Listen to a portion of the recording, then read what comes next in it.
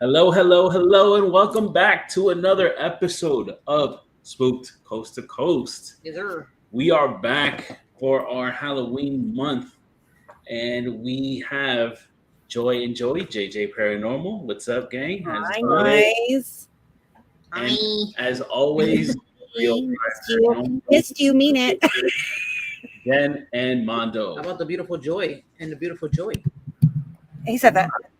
I know you let me call you Yes. beautiful. I don't know if Joy Oh. I mean, call you beautiful. You know, I don't want to overstep. The beautiful Oh, Joy. And the thanks, beautiful honey. I know you meant to say it. Backstage, one of us called Joy our daughter for some reason. I'm not gonna, Which I'm is not a gonna- compliment because she's gorgeous. Thank you. So continuing with the month of Halloween, I have my shirt from what is this Halloween Horror Nights 2019. Holy crap. I'm telling you, I've That shit is been old. keeping them. So this And I shirt love is this 6 shirt. years old. This was when Ghostbusters was Ghost. one of the main attractions that year, and that house, would you say, was pretty cool? That was very cool. I love that house. Love that house. So I'm gonna start putting you guys things in the comment. Thank you for being here. thank you, chat room. Yes, so And much. I do want to preface it. Everybody that comes live and chats and gives the questions, thank you guys very much.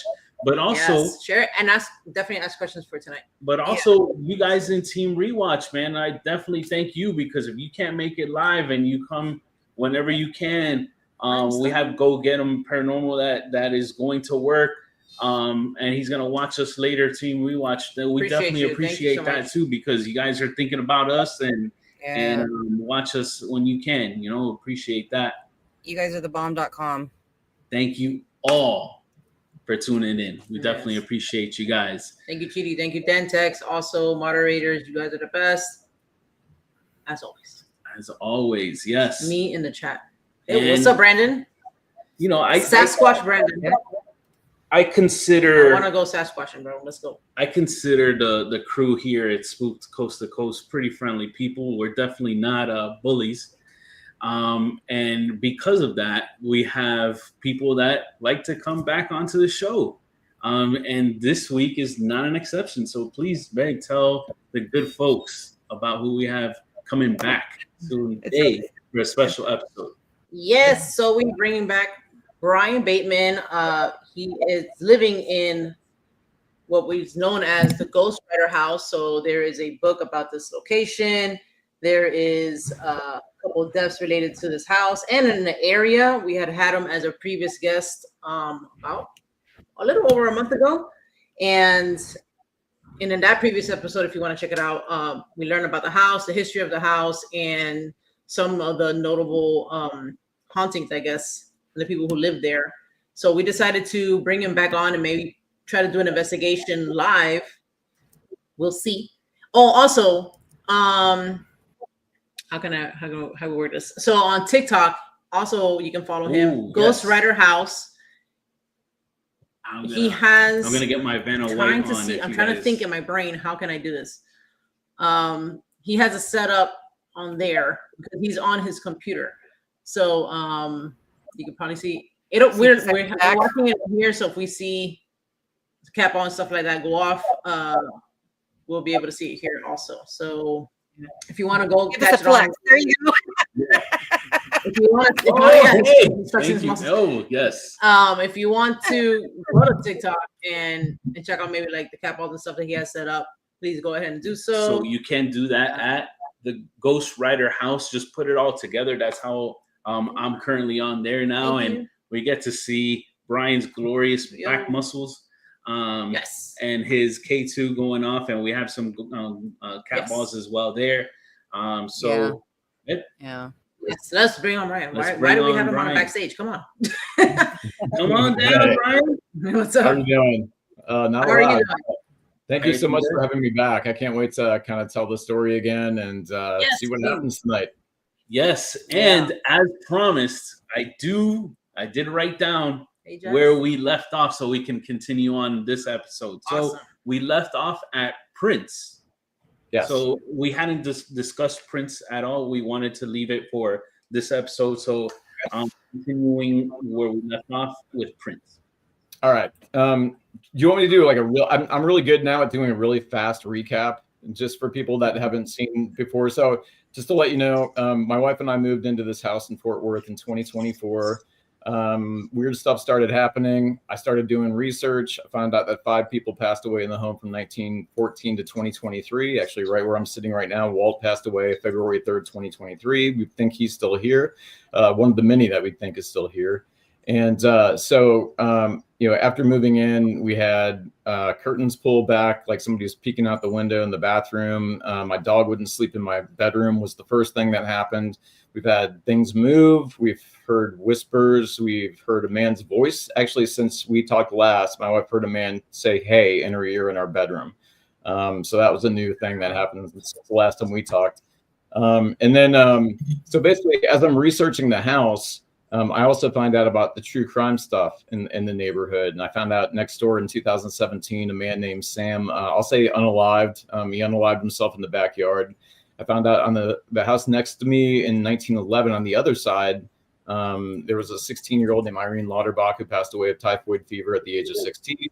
2 doors down from me in 1998, an 18-year-old unalived his grandmother with his bare hands. A few houses from that, across the street in 1999, there was an unsolved case where a couple in their mid to upper 60s were unalived. And then I found out in 2020, 12 houses down from mine, a 4-year-old was unalived by her mother, who was hearing voices that said if she didn't do it, something worse was going to happen to her. And not only this type of stuff in history with this street, but the neighborhood has quite the history as well. I found most houses in this neighborhood are from 1890 to around 1930 on average. And we do live in the largest historic district in the southwestern United States, because it's just like neighborhood after neighborhood after neighborhood. It's just like historic. So it's really, really a cool place and an interesting place for sure. We had no idea this place was haunted. We didn't know about the 5 people that had passed here. And then some of the characters that we found out about who passed away, we're getting ready to talk about. He was a writer, former writer for the Fall River News in Massachusetts, home of Lizzie Borden. I got a little Lizzie Borden story for you. And then he also wrote for the New York Times, the Denver Post, the San Francisco Chronicle, and ended up here in writing for the Star Telegram until his death in 1977. So, Wow. Daniela said, when you were recapping right now, that something bigger has to be going on in that area for that to happen. And Dantic was saying maybe like the land or something. Well, there's a big Comanche history in Fort Worth, actually. So the settlers, it started popping up when the Homestead Act passed and everyone's getting free land. Well, they would send surveyors out to survey the land for the homesteaders or the settlers, and the Comanche were attacking them, rightfully so, right? So he's going to scope out your backyard and put a house on it. You're going to be a little upset. So that was very common for the Comanche to be like, going after the surveyors. So the Texas Rangers were formed to protect the surveyors initially, and then the settlers secondary. And the city of Fort Worth in 1849 was a fort to protect the settlers from the Comanches. So yeah, there's not only that stuff, but we have the Wild West history with Hell's Half Acre. Like literally, like there's so much history just all over this area. So when people talk about cursed stuff, I used to laugh at that. But after moving into this house, I'm like, maybe there's something to the whole cursed land, because this neighborhood definitely has seen its share of tragedy for sure. Yeah. Definitely poltergeist neighborhood vibes. Definitely. Yeah. Can you So My kind of place, though. Great. what are you gonna say?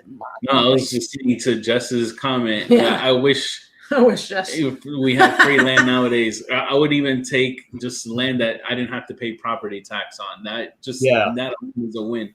Yeah, that's our free land, isn't it? Free land that even if you pay it off, you still have to pay for it the rest of your life. Yeah. Woo! That's awesome. Huh? Right. Anyway, I won't get into politics or anything like that. We'll just talk about you're good. But, Danielle asks, is the house remodeled fully, or is there anything from the original home still left as is? Okay, so part of the reason we love this house is actually most of it's intact from the day it was built as far as the features. It still has the hardwood floors, the original hardwood floors. It has the original box beams on the ceiling. It has the original pocket doors. It has original built-ins. And this structure was untouched from 1911 until 2023. So after Walt passed away in this room, he was the last person basically in the house the way it used to be. But when the guy came to renovate, he turned what used to be a bedroom into now our bathroom off of our bedroom. So this house used to be 3 bed, 1 bath. Now it's 2 bed, 2 bath, basically. So, but yeah, so we were so lucky. And that's part of the reason, I mean, I completely was like, wow, this house is incredible. Like, you know, it still has all this stuff. It wasn't just ripped out and then all of a sudden they went to the Home Depot and just threw in Home Depot kitchen in the house from 1911. You know what I mean? No. So yeah, so great question. But yeah, it's and then what my wife and I are doing when the guy that renovated the house came in, he kind of made it more like transitional. So it's more like to the contemporary side. Everything was white. So we redid everything he did. We took out the tile he put over the floors, and now we refinished the hardwood floors in the kitchen. We're taking back to like what it might have looked like in 1912 with the dark, you know, colors and a lot of wallpaper, a lot of antiques. So, so when you do walk in our house, we want you to feel like, you know, it was the way it used to be, yet comfortable enough where you can still feel like you can put your feet up on the coffee table. You know what I mean? Nice. Yeah. So any questions about anything, or do you want me to get into the where we carried off last time from the prints? I'm just going to say really quick, I have my spirit chat. So if you hear a little ding, ding, that's just my thing going off. So if it gets annoying, sorry. No, that's fine. Continue right on, Brian. You're good. Okay. Meanwhile, when you're talking on, I'm trying to open up another window here to actually try to see if I can include a TikTok. Yeah, we're trying to see if maybe we can put. You see me distracted in the background. I'm like doing the TikTok window into this. Oh yeah, the back. Okay, so they can see if anything happens on the bed, they can see it going on. Yeah. Yeah, because I'd have to like turn around and like take the laptop and point it at the bed. You know what I mean? Like, can you imagine do that and you rip off all the cords? Don't do that. Yeah, then all of a sudden we disconnect and I'm panicking and running around. Yeah, no, nobody wants that. Joy, if you see that any questions, ask them for me, because that I won't be able to see for a second. Okay. Let me hold on. Okay. Oh, if you want, post up Coco's. Coco, go ahead. Team Coco, Todd and Carmela, we love you guys. So they ask, when was the first time you experienced activity in the house, Brian? So the first time would have been my dog, that we knew something was weird, because my dog wouldn't sleep in our bedroom. He's a 10-year-old piebald dachshund, and we've been in several houses prior with him, and he's always slept on his dog bed in the bedroom on the floor, no issues. Pretty much right off the bat when we moved into this house, he would not sleep in his dog bed in the bedroom. He'd always go up to the front of the house every night. And we've determined over the course of living here, and this house has been investigated 3 times now. And from talking to a family member who's still alive of Harold and Martha, their son, I actually talked to him and I literally asked him if this house was haunted. And he said, I don't know if it's haunted, but he said if there are spirits there, they're good and they loved dogs. Because he told me his mom and dad both passed away in the family room. So Harold passed away in the family room on March 17th, 1977, and his wife Martha passed away in the family room on October 31st, 2009, which was, of course, is Halloween. So we're going to do a live investigation with Rose and Joe Valenzuela and Georgia Molitor, the people that always come here. And I think other group from Dallas might be joining us too. They'll be doing like a YouTube thing, and we're going to do it to see if we can not only make contact with Martha, which we have before. It doesn't have to be Halloween to make contact with her. But we thought it'd be fun because she apparently loved Halloween in real life, and it was a big part of her life. So we're like, she'd probably get a kick out of us trying to, contact her on Halloween night where she passed away in the family room. So yeah. Anyway, so yeah, lots of stuff coming on. But that's the last time we experienced something, of paranormally. Oh, I'm sorry. The first time was the dog. The last time. The last thing that was kind of significance was my wife heard a man's voice say, "Hey," in her ear. This was like 3 weeks ago in our bedroom. It was like 9 a.m. I was in the front of the house watching TV and she thought it was me. So it sounded like me. So she opened up her eyes and of course I wasn't there. I was in the front of the house watching TV. So yeah, it was a little startling and shocking for her. Not really scary. It's like, because we're used to things happening in the house. That's why like when something does happen, we already have experienced certain things. So unless it's something like really, really just crazy, we're kind of used to it in a way. Do you know what I mean? Because I've heard a man's voice whisper hi. She now heard a man say hey. The paranormal investigators caught 2 whispers on 2 separate investigations of someone saying hey in our bedroom. Wow. Yeah, we've had a dog bowl wobble in the kitchen on its own. TVs will turn on and off. In this room, they've turned off twice on their own in front of my wife.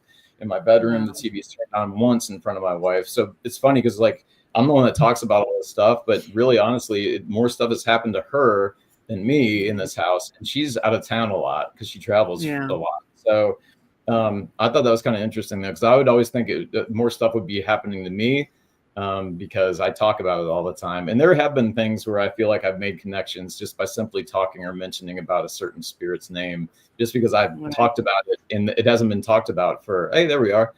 And like the Ray Roberts kid, double guns. Hey. Nobody wants to see that. Nobody. Including my wife. Oh my God. Right. Sorry. So anyway, no, that's fine. But, so anyway, what I'm trying to say is like, it's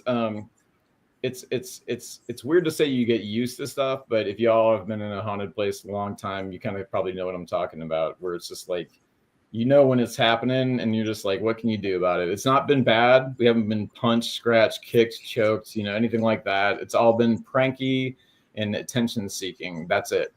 Right. Yeah. I mean, nothing at all we feel that is bad. And the thing that we think our dog was doing, this is when my ADHD kicks in and I go off on a completely different tangent. But when my dog was going to the front of the house, it's because we think that Harold and Martha are out there and they love dogs and they were together and he would go out every night to see them. I have a video of him actually going into that room, wagging his tail, and there was nobody in the room. And that was one of the nights that he bailed out of our room, which was every night. Like if I closed the door in my bedroom, he would scratch frantically to get out of the room. And so we initially thought it was concerning, but after I talked to the son and realized that his parents both passed away in the family room and were huge dog lovers, and the family room is where he went to. And I was just like, maybe it's not bad, and we feel like it's not bad at all. So anyway. So hey, what's your dog's name? The dachshund's Miles, and then we have a rescue that we got last year, and her name is Molly. So we got Miles and Molly, and now we have 2 stray cats that are no longer stray, and they got their shots and they're spayed, and they're destroying my furniture and making the house smell like pee. And that's Mabel and Minnie, and so we have Miles, Molly, Mabel, Minnie, and I could strangle like my wife for naming them all M names, because I'm like, every time I say it, it's hard to say it like 5 times fast, right? It's like Exactly. Yeah, you know what that reminds me of? Very off topic, but when we were trying to think of coming up with the name for like our second daughter, he was like, oh, let's do he said like a certain name, and I was like, bro, are you crazy? Like, I'm already gonna be like Armando, Ariel, this and that, like all A's. I was like, that's not happening, because I'm already calling them backwards names as it is. I was like, I would just lose my mind. So, don't do it. Don't ever do it. It's not cute. Too many A's. At all. And other side note, if so we did an investigation last night with a Black Smoke Paranormal, and we were investigating, and the you said a name that you actually, one of the name of your cat's Mabel. We ended up receiving that name as a name of a spirit that we were communicating with, but it didn't. See, here's what was kind of funny about it. I thought it the way it was pronounced was Mabel, but you heard it the correct way, Mabel, because that is like the older way of saying it, and that's how it came out in an EVP. The spirit was from 1920. It was in the 20s. Yeah, 1920. Wow, we were communicating crazy. With. So it used to be pronounced Mabel, and then now if we see that name, we say Mabel. So that was kind of interesting. Yeah, when you said that, I was like, huh. Actually, no. That person going. I'm sorry. I'm sorry, I keep going off topic here again. The Mabel thing is kind of funny that you say that, because there's a little backstory to Mabel, and it's like I'll do it really quick. But she showed up underneath our house last October, and she was fighting another cat literally under our bedroom at like 4 o'clock in the morning. So we were introduced to this cat fighting literally under our feet. And so we went outside the next day, and she was peeking her head. She was hiding underneath our house, but she wouldn't come to us. But so I started putting some food and water out for her. This is why she's in my house now forever. But so I started putting food and water out for her, and she would eat, but she would still never have anything to do with us. But then finally my daughter got her to come out and let my daughter pet her. So I'm like, well, she seems to like you, Emma. I'm like, you should name her. So she's like, well, I'm going to name her Mabel. And I was like, okay, that's cool. It's an old kind of style name, you know? Yeah. So, well, we have an antique store in our neighborhood. It's like a salvage antique store in an old Piggly Wiggly that used to be the neighborhood grocery store. And we go there and get some stuff for the house, because it's a lot of period stuff that works in the house. And my wife was going there one day, and she saw a stack of postcards sitting there. And the first postcard said Mabel. And when she flipped it over, it says it's addressed to Miss Mabel, and it's from the 1920s. So when you said 1920s, I'm like, yeah, this is gonna be coincidence. But so maybe her name was pronounced Mabel, and we said Mabel. But let me show you the postcard really quick. It's right in the bathroom. I'm gonna go grab it. Yeah. So she had to buy it, of course. Should we mention his K2 to maybe move it on the bed? So that's what I was thinking. I think he has like a ball or something. What's that black thing on the bed? I can't. So no, it's not black. It's blue. What's the blue? Oh yeah. Sesame Street character. Like that. Exactly. Yes. Mabel. Yeah.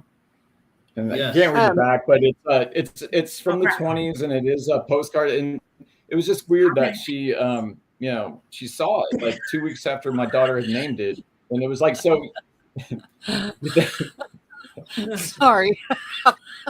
You guys want me to dance? Jen just threw me off. I want to throw myself off all night. It is Sunday night. It's Sunday fun day. So it is Sunday fun day. Correct. Yeah. But anyway. So, no, but that's how we spelled. Yes. That's cool. Yeah. Yeah, very cool. Brian, real quick, the K2, that thing that you have on the bed, do you think you can maybe prop it on there instead of next to the computer? Yeah, because it picks up EMF, and your computer, the internet picks up a lot of EMF. Right. So you want to try to keep it away from like outlets, Wi-Fi. Well, see, the problem is my router's right back there. If I put it on the bed, it's just going to be going nuts. So I usually have to do it. So that's why I put it over here, because I usually get green, but that makes sense if it's going off now. It's because of the computer, because I'm connected to the Ethernet too, so it's getting that signal. I'll just kill this thing off. It's not gonna do anything tonight. So straight in. Yeah. Oh, gotcha. Yeah. But the cat balls maybe will go off, and we got a clear shot of Grover right there. So we'll see. You never know. They did go off earlier today when I was doing a TikTok live, but just one of the two went off on Grover, which was weird. Actually, fingers crossed, guys. Fingers crossed we got a cat ball go off. They never go off for us, so I don't. Oh, really? They go off in this house all the time. Yeah. And I'll do lives on like TikTok or Instagram, and I had two go off at the same time. I had one on the dining table go off as the one on the couch was going off. And I can actually I'll ask names. I'll be like, Martha, if this is you, can you light it up? And all of a sudden, boom, or I'll ask George and Harold and Sam. And like, you can mention certain names at certain times, and they will. And it's not done it just once. For Martha, it's done it like 3 or 4 times, and Walt the most. But I hang out in this room the most, because when my wife's working out of the house, I'll just come back here and hang and talk about the book and the story. You know what I mean? So I am mostly back in this room. So, but this is a very active room as well. I mean, every room's pretty active. I mean, they've been here 3 times, and every time we've had something different happen each investigation. So it's definitely been really interesting. Yeah. But anyway. Yeah. So you want to talk about Prince? What's that again? Do you want to talk about Prince again now, or? It's Prince. I knew I'd start talking about stuff, and then all of a sudden we're out of time again. Like, Part No, 3. Yeah. Okay. So this is the kind of the cool thing about Prince, and I found something out about him that I didn't know since I've talked to you. I thought he was maybe a bad guy. He's not. He's not a bad guy. It was actually, I think, his wife who was the problem. I'm not for certain. Of course, I'm not going to ask about that to his son and the family because, like, you know, I'll tell you the story really quick. But anyway, so Harold was the writer that died in my family room in 1977. His first writing job was for the Fall River News in Massachusetts. So he was born in 1905 in, I think, New Bedford, which is not too far from Fall River. But I think he grew up in Fall River. I think he went to Fall River High School, we found. But his first job for sure was with the Fall River News. And he would recall seeing Lizzie Borden as an older woman actually walking down the streets of Fall River, getting taunted by school children, doing the Lizzie Borden took an axe and gave her mother 40 whacks chant.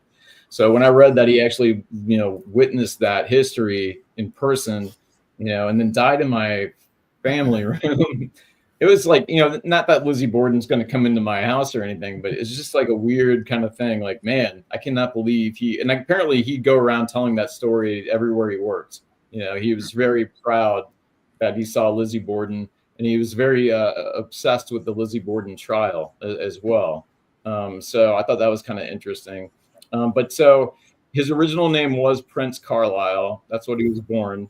But then I found that he would when he went to like the New York Times, I think he wrote under the name Harold Carlisle. I'm still looking, but he didn't write under the name Prince Carlisle because, again, unless you're Prince, you know, I'd be kind of weird in like the 1920s to have your name Prince. You know, I would probably confuse a lot of people and stuff.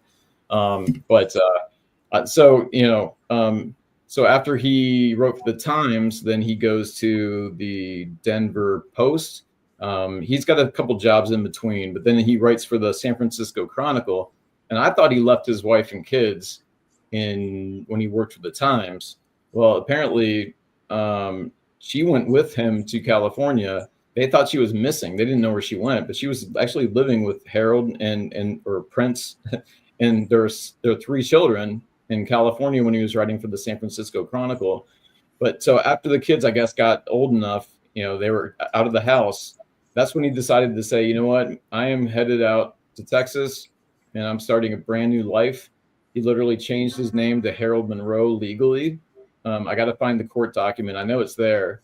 Somebody I work with found that there was a document. I just need to go to the courthouse and get it. But and it will say why they legally allowed him to change his name to Monroe. And I think it had something to do with his troubled marriage and his former wife, because when he got here to Fort Worth, he actually got remarried and then had 3 more kids. So he was a little bit older than Martha, but it was like he just started a brand new life all over again here in Fort Worth. And yeah, so that was kind of interesting. But again, I thought he abandoned his family in New York. That's not the case at all. So now I feel even better about him and who he is, because yeah, I think he was a decent man. I really do. So which makes me feel better, because I feel a really strong connection with this guy.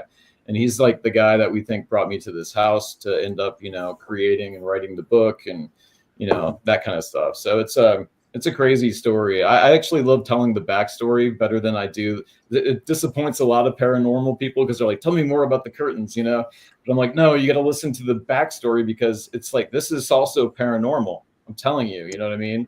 Yeah. It's just not the same kind of paranormal where it's like, I don't know how to describe it, but it's almost like more like an unsolved mystery kind of paranormal type of thing. You know what I mean?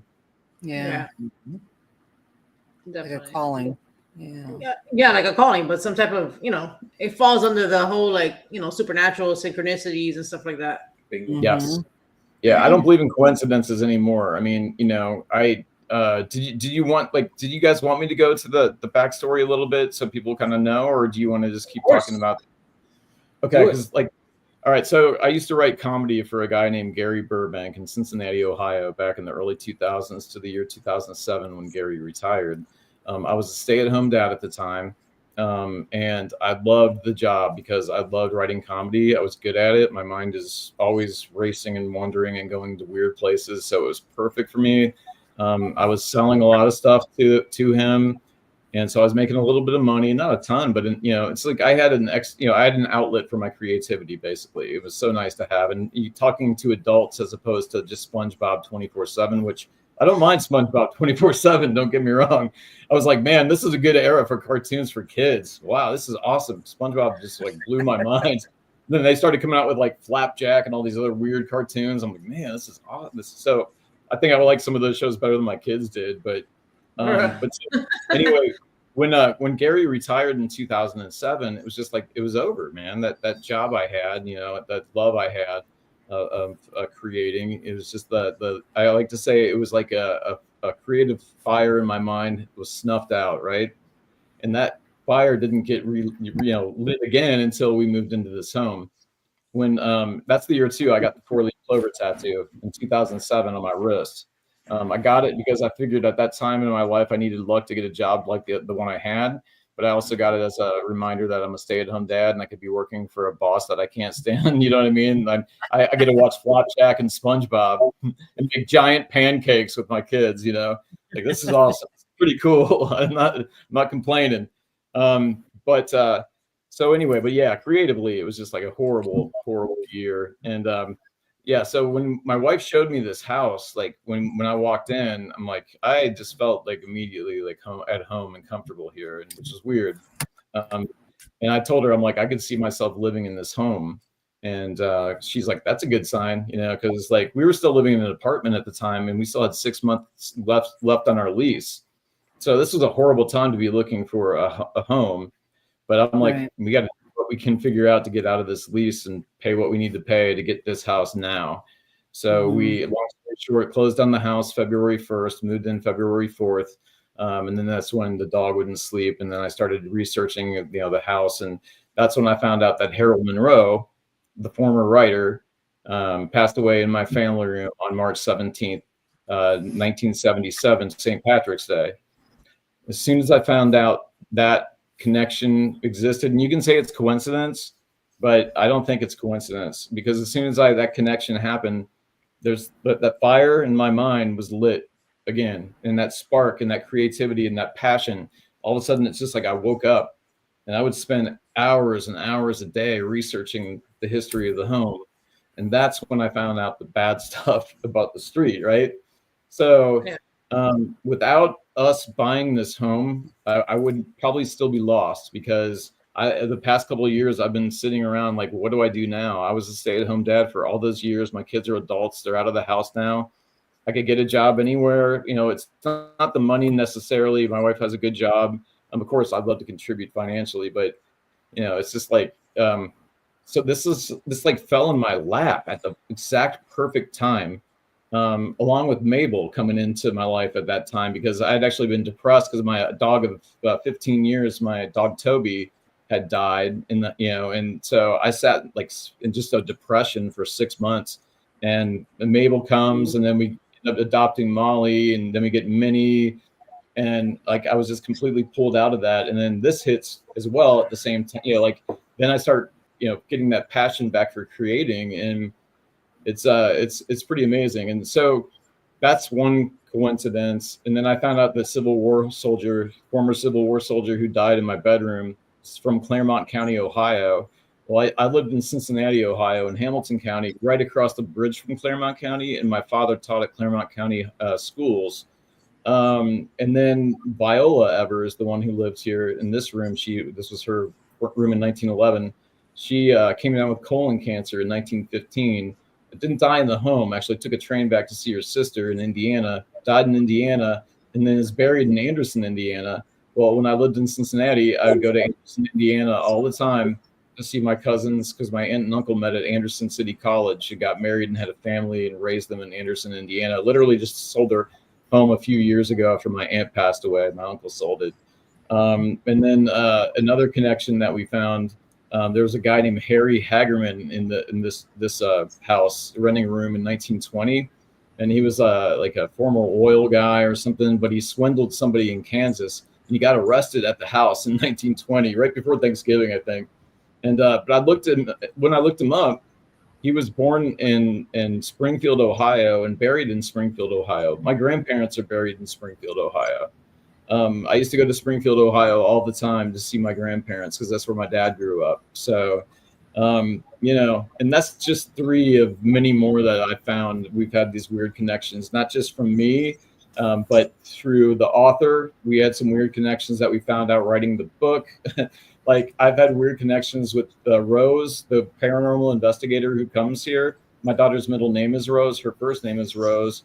Her granddaughter was born on March 11th. My father was born on March 11th. Like there's a weird like Indiana connection to this house and like a Midwest connection. And my wife and I are from the Midwest.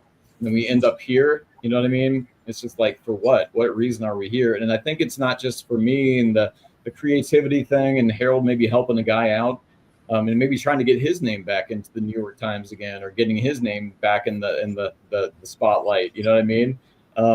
But yeah, it's a lot. It's a lot. It's like, yeah, that is a lot.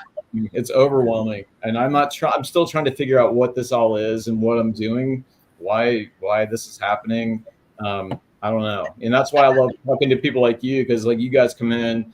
You take the time, you listen to the static for like 8 hours that I would never listen to for like 10 seconds. And you find the little whispers and the voices. Sorry about that. Somebody's really, I guess, a fan of my muscular back.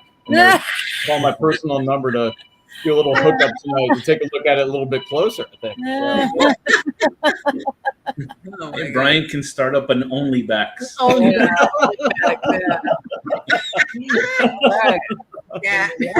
Oh my God, I love that, dude. OnlyBacks. Give them some of those TikTok gifts for the showing the muscular back. No. Right. Yeah, Anyway, yeah. Oh my God. But maybe you were drawn to that house to finish his story. Yeah, absolutely. I think there's like, it's not just like I said. I mean, you know, it's changed my life. I mean, my life is completely changed forever. Yeah. And for the better. It's like exactly where I always wanted to be in my life. But, you know, it's just like I always wanted to be able to write and create and do it for a living, you know. And it's just like, this is an opportunity that I just had to figure out what it was going to be.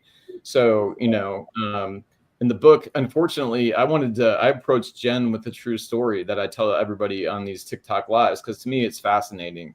And but the thing is, with the true story, it's like it wasn't enough material for a book. So Jen's like, let's take this the horror route, you know, because there are some pretty terrible things that you tell me, not in your house, but on your street.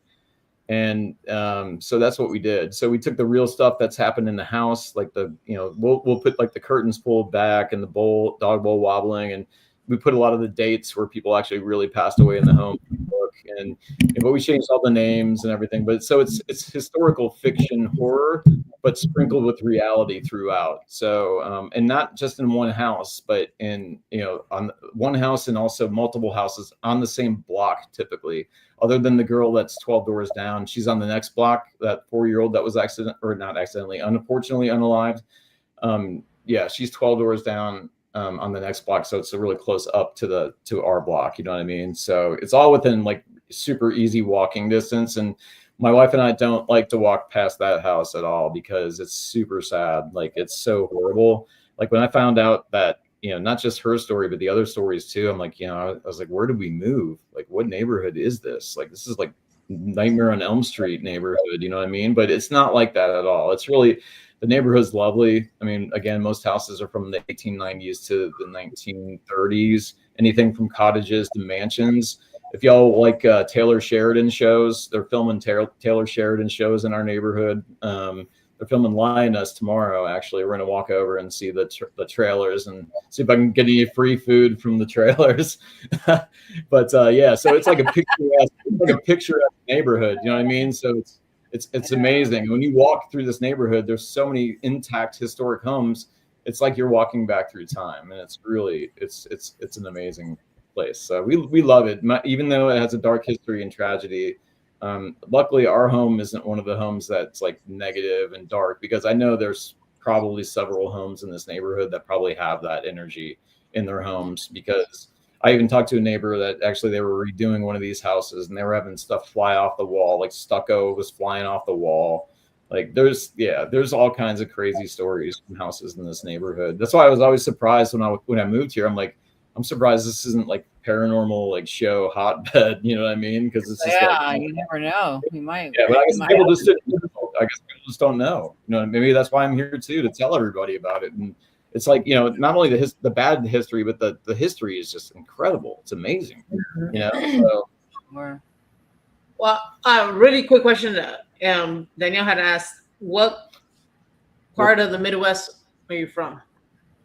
So I was born in Kettering, Ohio in 1971, but then I moved to Cincinnati, Ohio. Then I moved to Dayton, Ohio. Then I moved to Detroit, Michigan. Then I moved to Cincinnati, Ohio, where I stayed for a while. So I'd say primarily, like mostly Cincinnati for the most years. That's where I met my wife in high school. Got married not that long after that, and had 3 kids. And yeah, so, but yeah, that's Cincinnati. You could say Cincinnati, definitely. Cool. Yep. Another thing in the chat, while you were talking about like the different locations, somebody said, Mario Paranormal, thank you for being here, that they're in Claremont County, Ohio. And then I think you mentioned another, and then Todd and Carmela, Team Coco's also said that they have their brother and family live in Cincinnati. Okay. Right? The abbreviation. Yeah, gotcha. I was like, what's Cincy? That's right, Cincy. Yeah, we call it Cincy. We're talking about like connections. Other people here, you know, have the same connection. You know what I'm saying? That's the thing that's so awesome about doing these too, because it's like there's so many connections. I mean, I think like after experiencing all this, I think everything's connected, man. I think like the universe, every person, every little bit of matter, whatever, you know, even molecule. It's just like we're all connected. And if you start asking questions and having conversations with people, some of the stuff that you'll find out about how much we have in common is absolutely incredible. And like I've actually established a lot of connections with people. So, you know, the 4-leaf clover thing has been a crazy thing.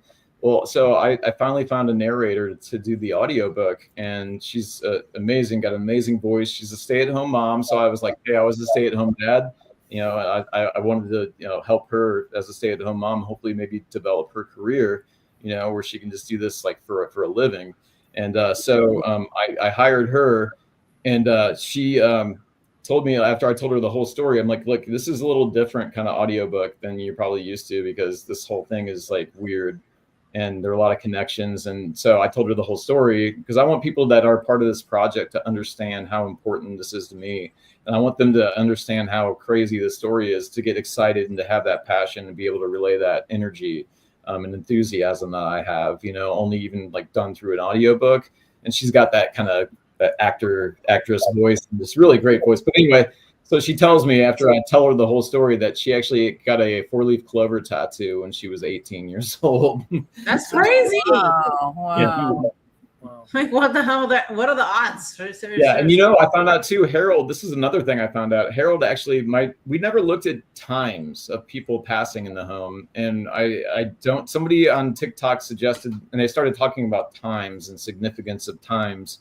And so I asked my daughter to look up the death certificate we have for Harold. And I'm like, what time did he die?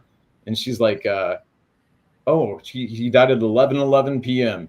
He died at 11:11 p.m. on St. Patrick's Day in my family room. And I know 11:11. So I was like, I think there's some significance to 11:11, supposedly. So I started looking into that. And there's like apparently a couple different interpretations, but one has to do with like angels or something like that. So and Harold was a very religious man. Yeah, 11:11 is my that's my number. Right, that follows me everywhere. So. Oh, really? Yep. Yep. Okay. There you go. It sure does. I don't know. Do you guys? We want to start maybe asking some questions. Maybe see who will respond with a cat ball. Yeah, I mean, we can try it for sure. Joy, do you have any words that came camera, out so. at all? I have a bunch. I ended up turning it off because I can't keep track of what we were talking about when the words popped up. Yeah, there's a bunch that popped up. Anything that might have like when, even if it doesn't seem relevant, sometimes it may be relevant. I will say, because I've had people like tell me things that they've popped up on words and stuff, and I'll be like, wait a minute, that's an interesting thing. Why did that name? What in December? Anything in December? December 26, 1919, 𝗟𝗏𝗘𝘀 Kennedy passed away in my bedroom. Okay, we got that. December came December. Up. Mm-hmm. Two people. Not relative. 2 people in my bedroom, Elisha Morford and 𝗟𝗏𝗃𝗀𝗃, who we were talking about. She's the daughter of the Republic of Texas. Elisha was the former Civil War soldier from the Indiana 68th. And Anna's dad, Thomas Saltus Lubbock, who Lubbock, Texas is named after, his unit, Terry's Texas Rangers, fought against Elisha Morford's unit in the Civil War at the Battle of 𝗟𝗂𝗃𝗀𝗃, which is the second bloodiest battle of the Civil War. Wow. Pull hair. Is your wife complaining about her hair being pulled? No, we've never had anything like hair pulling or anything like that. Maybe I'll pull my wife's hair tonight and pretend it was like somebody else. Good idea. After she heard the man's voice. Do you have any drain problems right now? It says in drains. Yeah, did you lose anything in a drain? It says it says in drains. No drain problems. No drain. Yes. I mean, God forbid. Yeah, this is a 114-year-old house, so they're coming. Definitely. Stool in a museum. Fired up. Stool. Something was laughing. You were talking about something. Laughing came through. I don't know if that was right around the time you said something funny. We were all laughing. Yeah, we were all laughing. Laughing. Yeah. Okay. A lot of laughter on this podcast. That's why I love it. It's not like so serious. Only my alley. Only back haunted edition. Yeah, early morning. I mean, just random words came up, but okay. So far, what I had, let me see what I had. I had it's funny because when I had this, when I finally got the TikTok screen on here, my 𝗹𝗏𝗀𝗀𝗘 said angle, and I thought that was pretty funny. Angle. And then when we were talking about damn, what the hell was it? It says something, an example, and we were talking about like comparing something to something. Yes. I just can't remember what the hell it was at this point.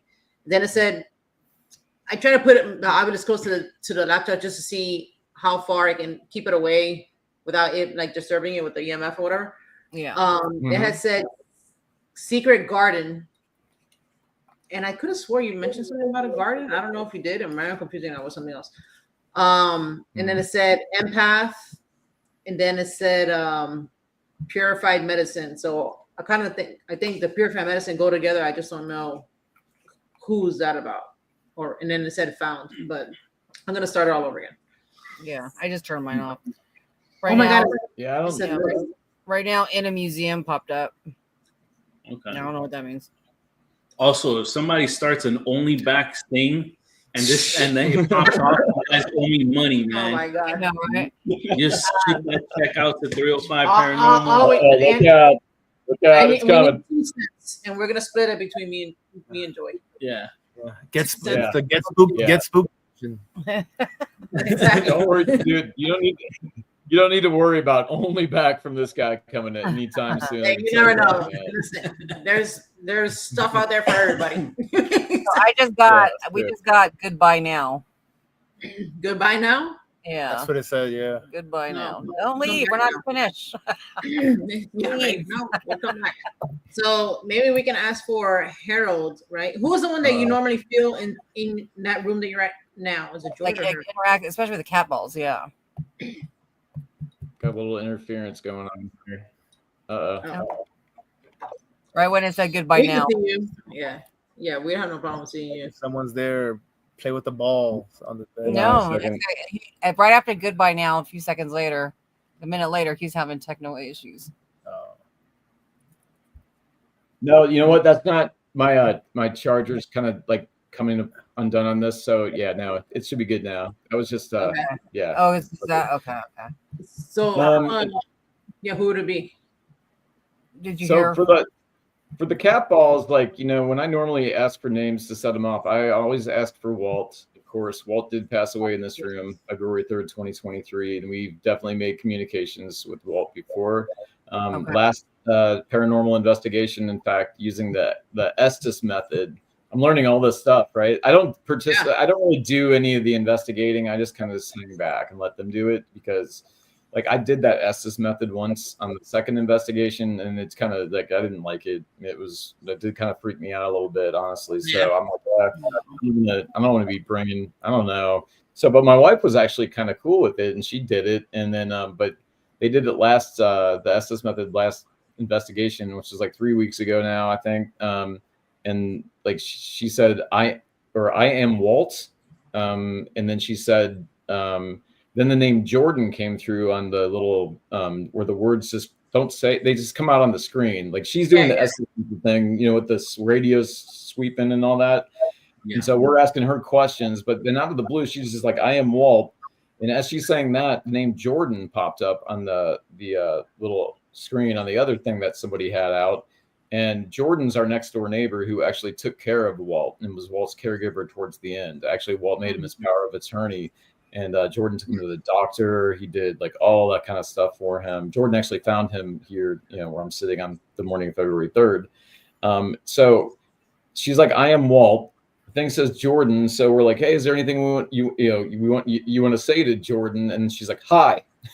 She said hi, like really loud, like right after we said that. So it was crazy. But I went over to Jordan. I'm like, hey man, hey, Walt says hi, by the way. And, you know, he's just looked at me like, what? You know, what are you talking about? You know, and because he kind of knows all this too. I've been telling him what's been going on here, and you know, he's open to it. He's just, I don't think he's a little more skeptical, but you know. He's definitely interested, because especially if I'm making contact with Walt, you know, they loved him so much. So it's like really interesting that I can actually kind of put them in communication just through what we're doing here. So we invited him to come to the next time we do it, you know, and I'm not sure if he will or not. I don't know if they feel comfortable doing that stuff, but yeah, I mean, it's definitely interesting. But another example of some weird thing that happened that was irrelevant with these little contraptions and devices that you guys use, you know what I mean? So anyway, yeah, very interesting. But this is Walt. I always ask for Walt to light these up. And again, sometimes it will happen, sometimes it will not happen. I haven't had anything go off for 2 days in this room. And then this morning, when I was just trying to talk about this tonight, one of Grover's balls lit up. So when you were talking about Walt, usually the one you talk to when you think this sets the cat balls off, it says "not my fault," and then "okay" came through. Not my fault. So I don't know if we want you to set off the balls. So yeah, we do. And I think Walt was the kind of guy that would probably love to set off Grover's balls. Right. Yeah. That's the thing that's so cool. It's like a cool, like just like us, man. Just you a touch normal, the balls. Set off the balls. sense of humor. Yeah, I think he would appreciate touching Grover's balls. So I think he does it as a joke because he knows I told, because actually the first time, well, so the Grover thing came to be not because of me. So don't think I'm some kind of weird. I am a weirdo, but not like that kind of weirdo. But so I decided instantly, I thought it'd be cool to put the Grover doll out. There's actually a Grover doll story from the book Ghostwriter. Jen actually made my daughter's character Amelia have a toy Grover. And when she did that, I hit this floor. I'm like, we have a toy Grover sitting in a box, which was my wife's from when she was a kid, because it was her favorite toy. I'm like, why did you pick Grover out of all the toys you could have had this, you know, little girl have, like 𝗟𝗏𝗄 and newer type of toys? She picks Grover. And so now I keep Grover out now. And because there have been several kids in the home. Nobody that's passed away that we know of, but yeah, lots of kids throughout the years in and out of this house. So I'm like, well, maybe it's cool. And we supposedly have a 5-year-old spirit named George in the dining room. So sometimes I'll put it in that, like in a dining room. But yeah, so I had one cat ball on Grover, and it was sitting in a chair innocently until some lady on the TikTok live said, he's missing one. And I'm like, who's missing one? I'm like, what? He's missing one. And then I'm like, my 12-year-old brain lit up, and I'm like, oh, Grover's missing one. Like this. And of course, I had to go and do it, right? But nothing happened. It didn't go off. So next day, I'm back on TikTok live again. And the lady that told me to do the Grover ball thing was not on. I was like, God, I wish you would have been on. But right when I was getting ready to sign off, both the Grover balls lit up. Oh my God, funny. Yeah, I could not believe. I was like, I was just laughing. I'm like, this is so ridiculous. I'm a 54-year-old man, like laughing at Grover's balls lighting up. Well, Brian, I think I'm the 5-year-old in the house, not George. You know what I mean? That's what I needed. I needed 2 balls to light up. Work, yeah. What I wanted to say was, it's never too late or too old to laugh at those things. I think it's hilarious. And second of all, I do appreciate you carefully clarifying that you're not that type of weirdo. So I do appreciate it. No, I just like to expose my muscular back fat. There you go. Danielle asked, "What's that at the top of his screen? Like a flashing circle on top of the screen? Oh, it could be like I think a ceiling fan. Do you have Ceiling the ceiling fan? Yeah, Ceiling maybe fan. a ceiling fan. Yeah, it could be that. Yep. All right, so let's see. Oh, Jenny, hi Jenny. Jen, Walter, if you can hear us through all these devices. So my name is Jenny. This is Armando. We have Joy and Bro, I'm Joy. using my government. Oh my God. Go. And this is Joy and Joy. And on the other side in California, right? So if you can hear us, maybe you're here with Brian, can you light up any of one of those balls on the bed for us, please? I know one was set up earlier. Mm-hmm. And it was the thing closest, I guess, to the doll. The one that I saw while setting up earlier was the one closest to the camera. Oh yeah. Yeah. Okay, this one right here. Walter, if you are there, so we're actually filming this show. Joy and Joy, our friends are from California, and Jen and myself, we're from Florida. Have you ever been to any of those states? If you have, if you can please light up any of those cat balls, so we can know if you've been to either California or Florida. Did you see me light that up? Is that the one you were talking about that you saw light up that was closest to the Correct. camera that it was touched? Okay. Yeah. I was just making sure. Okay. Because I can see that one totally clearly right from this view too. So your view. Yep. And if it's not Walter, if it's Harold's there or any other spirits from the house, maybe Martha. I know Martha likes to hang out in the kitchen. You said, right? Typically the kitchen is her turf, but yeah, she's been known to go to the couch in the family room and also the front of the house. Because again, we felt our dog was going out to see them, not being scared of what's in our room, but looking forward to going out to the family room to see Martha and Harold, who were married. And it's so interesting with Walt too, like when Harold passed away in 1977, Walt ends up moving in like 1988, 9, early 90s, something like that. So he was the new boyfriend basically, and he ended up becoming almost like a grandfather to the grandkids. They loved him. Then there was some kind of falling out later in life, and then that's not my business, so I don't really press and investigate any of that stuff. Whatever happened, So, but yeah, so yeah, we feel like that. Well, the Walt thing is wild because it seems like Walt's here too, but it's like if Harold and Martha and Walt are all here, like wouldn't that be kind of awkward in real life? You know what I mean? Like I guess if you pass away, so supposedly you don't have those like jealousy, those feelings. You know what I mean? Because Walt moved in, he was the new husband basically, even though they never got married, because Walt and Martha slept in this room right here, which was Harold and Martha's room as well. So they both slept in the same. I mean, I don't know. I don't know if that would. I don't know. It's just I always think about stuff like that. I'm like, well, wouldn't they be not hanging out together? Would they be kind of mad? I don't know. So, but yeah, we definitely feel like Walt, Harold, but Martha the most for sure. But Martha, I don't know if I've really felt Martha in this room before. I don't know if the cat balls have. I don't know if I've had. I have asked her to light these up in here before, and they've never gone off. That always happens in the family room, typically when I ask her, on the couch. So, well, hopefully Martha. Oh my God. Hey.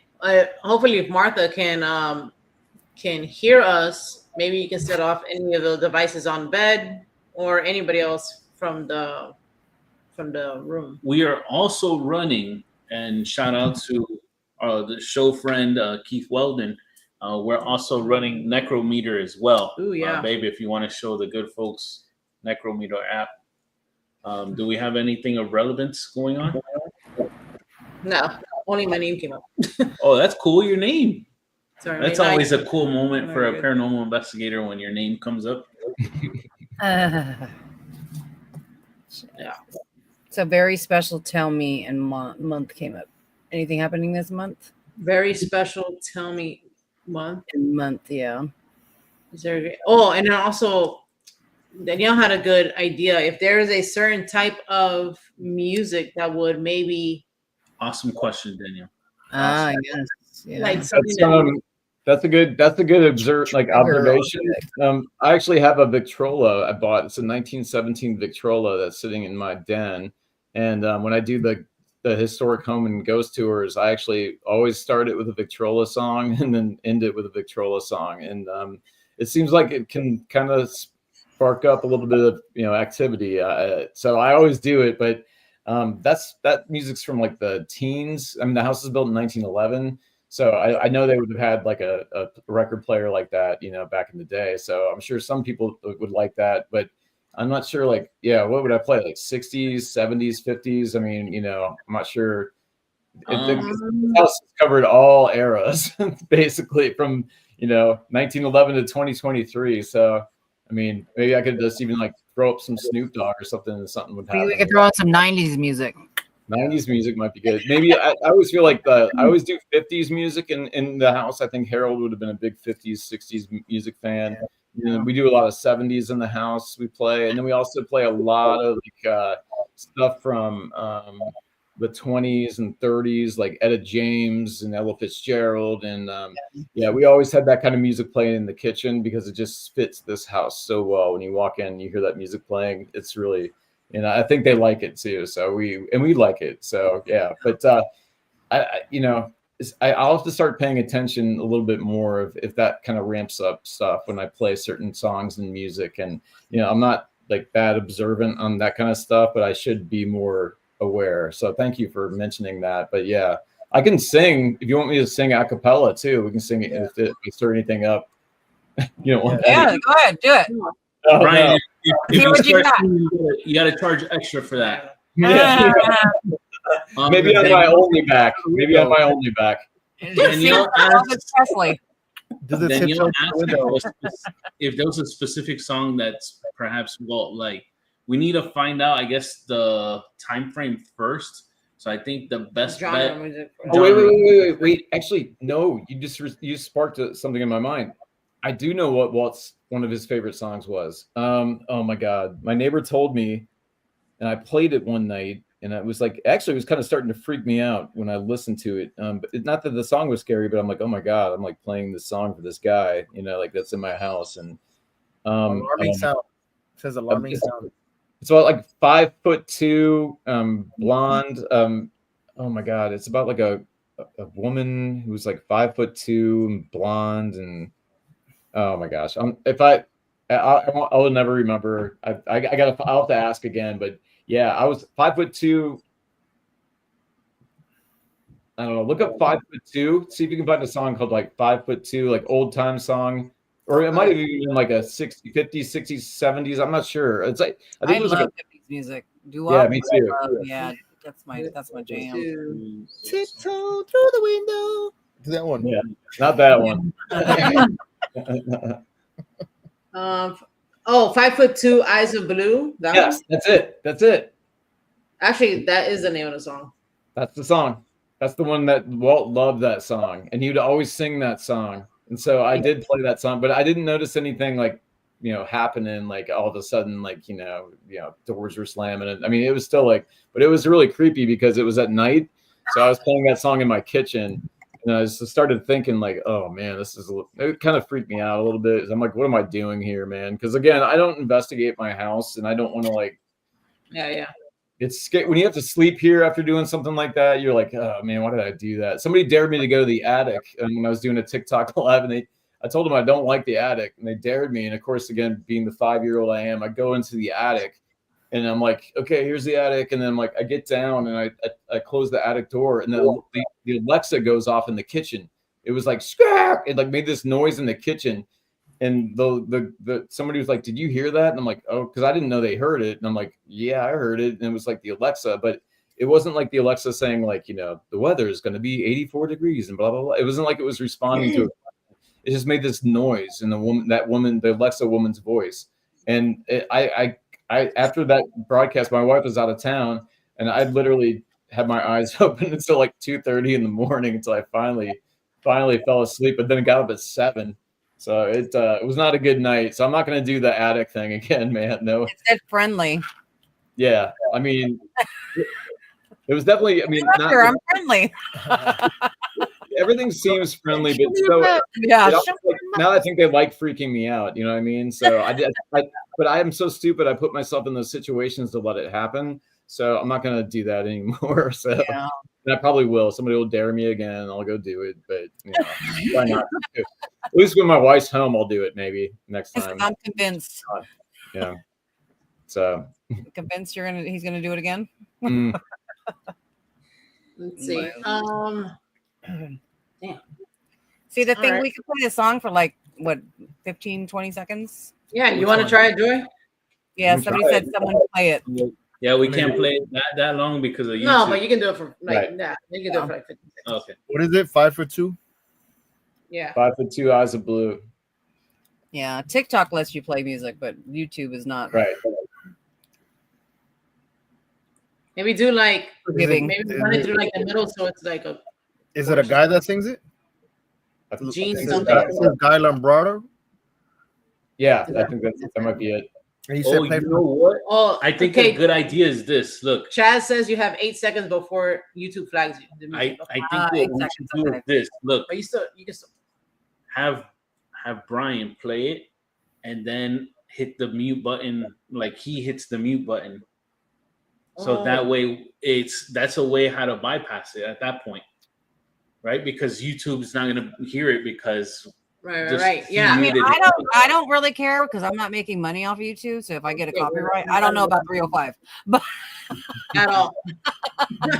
we're not making money on this. So at this point, I don't give a shit. I don't think my 50 followers are like paying the bills either. So I'm willing to roll the dice if you are. You want me to play 8 seconds? Yeah. Yeah. So you want me to try to find it and play it? Well, I have it up, but just let me know Okay. from you want to play from the beginning or the middle? I don't know if at the beginning or maybe like in the Just middle-ish or a couple whatever. seconds in the middle, maybe. I'm trying to find the chorus, probably, right? Yeah, do like the chorus spot. Yeah, we Like just whatever the chorus. Be our side for a second till I find the chorus. Do it.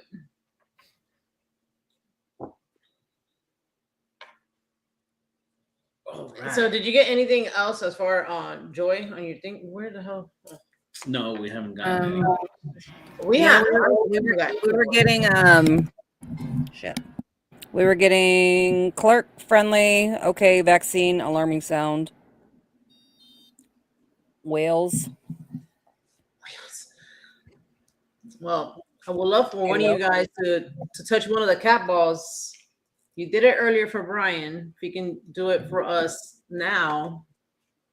I remember when Brian first came on the show last time, I did feel there was a male spirit in that room, in the back corner, like behind him, not the TikTok angle, but the other angle. It was on his I don't know, my right, I guess, best way I can put it. It don't feel like that, like anything. I can't feel anything now because just the way the setup is, I can't really like tune in. But we'll see. All right, we found it. Oh, I think I found it. Okay, go. Let's hear it because I've never heard this song. Jenny's the only person that I know that's heard. Of course, I'm gonna monitor it and I'll see about 8 seconds. All right. 20. 5 foot 2, eyes of blue.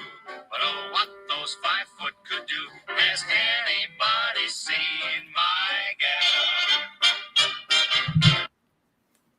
That's actually cute. It is cute. I'm like over here about to twerk and shit. Walt, That was your jam, Walt. Walter, did you hear that? Did you like that? Okay. Nothing. We just got in the ward. What the hell Did just his happened? light just get brighter? What was that? Okay, no. So that's we have the TV on and it displays artwork and it just switched art dude. displays. But that hadn't happened the whole time. We've been on for like an hour already. Yeah. So it's like right there that because I saw that light too, and I'm like, oh wait, and then like What was the art that popped up that got bright? What was the picture? It says boo. Ah, boo, boo. I'm here. Are you serious? Yeah, serious. Yeah. Yeah, boo. I'm here. See? Weird. Hold on. I'll slow the tape down. Surprise. Not a coinkydink. That is I kind don't of. believe in those. That's kind of. Remember we were talking about synchronicities?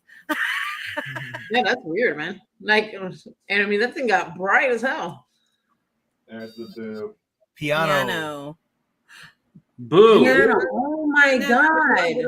Piano in it? Music? Kind of like a. It did, I think it did. That's cool. That's weird. Listen, Really I need you to light up a cat ball. Forget that TV. I like that though. That's so nice. I like the TV picture frame. Yeah, it looks I really think nice. it's Like a picture frame, right? fireplace or something. Yeah. Yeah, that is strange, Chidi. I don't know about how I felt about that. Wow. Well, Hey, Brian, completely off topic. I kind of like the color of the walls on your room. Oh, thank you. Yeah, my wife does all the decorating and stuff, and I clean up the mess. So I'm really helpful. So, but no, she's really talented. She's like, she's not a decorator or anything, but just has a passion for this house like I do, and really works. It's working so hard to take this back to something that we're going to be super proud of, and just like when people come and visit, it's like they can. I don't know, man. It's just it's a really cool house. It's going to be really cool when we finish everything and get everything done. So it's just going to be a while because I think you need something called money to do stuff like that. So right, exactly. TikTok and YouTube is not cutting it. My 50 subscribers, yeah. So, and it's like I didn't start this to make money either. Though, like that's the thing that's cool about the story is like I didn't ever plan on writing a book. Like I honestly, I read on a 7th grade level. I have a learning disability. That's why I'm so excited about the audiobook because people like me that don't read, can listen to the audiobook. And that's how I learn and comprehend is from listening and not reading. It takes me it took me forever to get through my own book. I mean, it's so and then I talked to Jen to get her to write this book, and she I hadn't talked to her in 30 years. I just knew she was an author. We had worked together in Cincinnati, and she said that she was afraid of paranormal and she doesn't like scary stuff. So I was like, we are the perfect team because I don't like to read and you hate scary stuff. So let's write a freaking horror novel. This is great, right? Yeah, and so she went out of her comfort zone and literally. It was fine because when I contacted her, she was actually had a bout of writer's block and she was in between books and she had no ideas. And literally, I called her 30 years out of the blue and threw this in her lap. And she said no to begin with because she's just I just can't do it. I'm not a horror author either. She writes rockstar romance books and children's books. So I'm like, well, let's figure it out together. I'm creative and I can help you with the storyline and the content and you can, figure it out as we go. And that's what happened. And so, if I never had moved into this home, this book would never exist. I'd still be sitting around trying to figure out what I was going to do with my life and be lost. You know what I mean? Yeah. It was your calling. Definitely. Absolutely. Yeah. Sure. So we got machete, and piano. Oh, You have a piano in the house? We don't have a piano. The house used to have a piano at some point. I do know that. Machete. Actually, there are crazy machete guys that walk around the streets of Fort Worth sometimes. Oh, hell. There was a guy actually with a machete at the laundromat not too far from our house a couple months back. So. But no, I mean, that is kind of weird machete. Yeah, but we do have machete guys. I mean, I think every city's got their own machete guys. It's who carries machetes? Where do you even get a machete? I know. I don't know. Yeah. Walmart. Okay, I guess I'll go be a machete guy then. What is the point? Why are you carrying a machete? Yeah, exactly. Well, yeah, that's where you get scary, right? Yeah. Let's see. I kind of want to do maybe ask with the dowsing rods if anybody is there in the room with you. Do you? I was thinking maybe you could ask and to see if the rods would just answer you. Okay. I mean, I will ask. So. All right, hold on. Give me. Get me set up. All right, please answer Brian. Okay. All right, go ahead. All right. So if there's anyone in here with me right now, whether it be Walt or Sam or Viola or whoever it may be, can you let her know? Can you let Jen know by crossing those rods? It said yes. So maybe you want to ask individually which.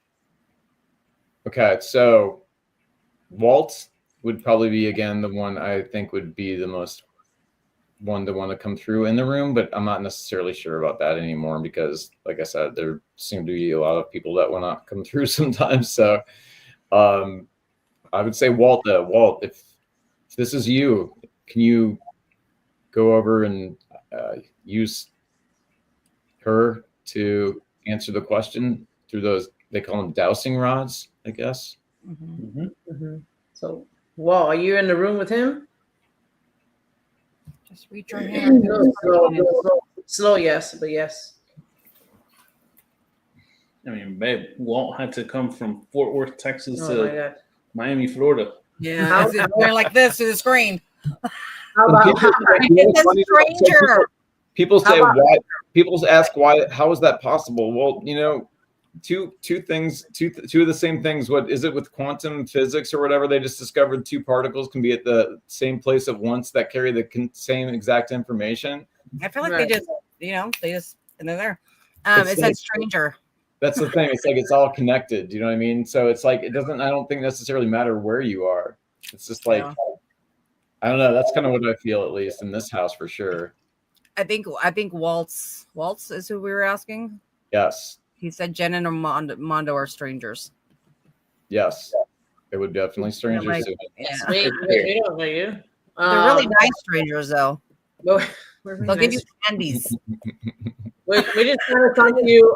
We just kind of want to see if we can communicate with you through Brian's computer. Yeah. That's all. And So Walt- if you hear us, we'll set up the cat balls or Yeah, let us. you can light one of those balls up.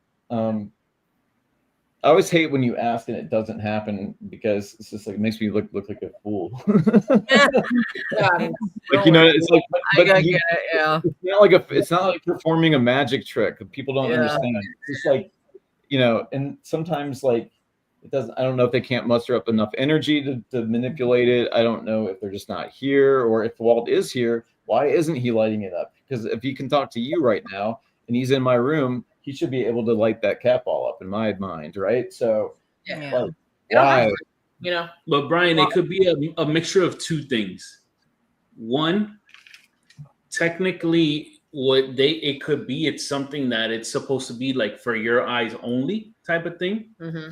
Or two, they may know or they may sense it from you that you don't really want to like have equipment going off in your house and things like that, and maybe just they're kind of like they hold back a little bit from that.